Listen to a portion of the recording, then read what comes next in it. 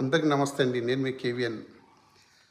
ఒక విదేశీ మహిళ, అమెరికాకు చెందిన క్రిస్టియన్ ఫిషర్ అనే మహిళ తన భారతదేశ మొత్తం యాత్రను ముగించుకొని తను వెళ్ళిన తర్వాత తన ఇన్స్టాగ్రామ్ రీల్లో ఇలా రాసింది, ఇలా పెట్టింది: మీరు భారత్కు వెళ్ళకండి, భారత్కు వెళితే మీ భవిష్యత్తు మారిపోవచ్చు, మీ ఆలోచనే మారిపోవచ్చు, మీ జీవితమే మారిపోవచ్చు, మీరు వెళ్ళకండి అని ఇలా రాస్తే ఇది వైరల్ అయింది.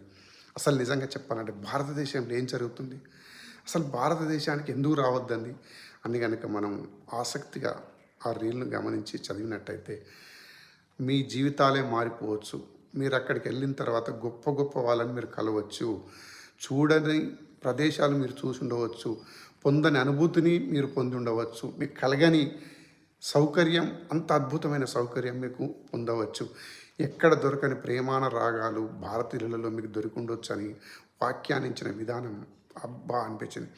మన దేశంలో సంస్కృతి సాంప్రదాయం మనకు కొద్దిగా తక్కువ అనిపిస్తుందేమో కానీ అసలు ప్రపంచ దేశాల్లో భారతదేశంకు ఉన్న సనాతన సాంప్రదాయ ధర్మాలు, బంధాలు, బంధుత్వాలు, ఈ రుచికరమైన వంటలు, మనుషులు చూపించే ప్రేమ, నిజంగా చెప్పాలంటే ఇతరులను మోసం చేయొద్దు అనే ఉండే ఒక అమాయకత్వమైన భారతీయులు ఇప్పటికి కూడా జేహు అనిపిస్తున్నారు.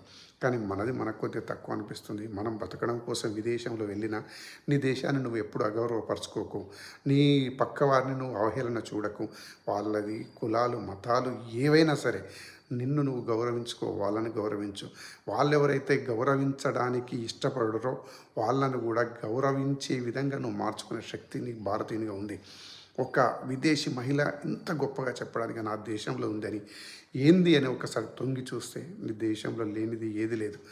ఏదైనా సరే ప్రేమ, విలువ, ఆర్థికంగా ఉన్నా లేకున్నా నువ్వు పలకరించే ఆ పలకరింపు, నువ్వు ప్రయాణం చేస్తే తోటి ప్రయాణికునితో సంబంధం లేకున్నా కలుపుకొని నీవు ఒక బంధుత్వాన్ని ఏర్పరచుకునే నీ విధానము నీ భవిష్యత్తుకు మార్గనిర్దేశకం.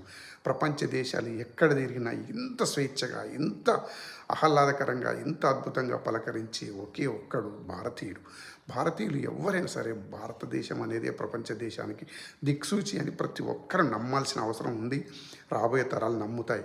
మీ జీవితమే మారిపోతుంది అని ఆ మహిళ చెప్పినప్పుడు నాకైతే చాలా ఆనందంగా అనిపించింది. ఆమెకి ఏమవసరం అండి, ఇలా పొగడాల్సిన అవసరం ఏముంది అంటే మన దేశ సంస్కృతి సాంప్రదాయాలు, బంధాలు, బంధుత్వాలు అంత గొప్పగా ఉన్నాయని అర్థం. దీన్ని మనం అర్థం చేసుకోకపోవడం మన జీవితంలో వ్యర్థమైన పని. కానీ ఎప్పుడు అర్థం చేసుకుంటామో చూద్దాం. ఆమె రాసింది మీకు పెట్టాను, చూడండి.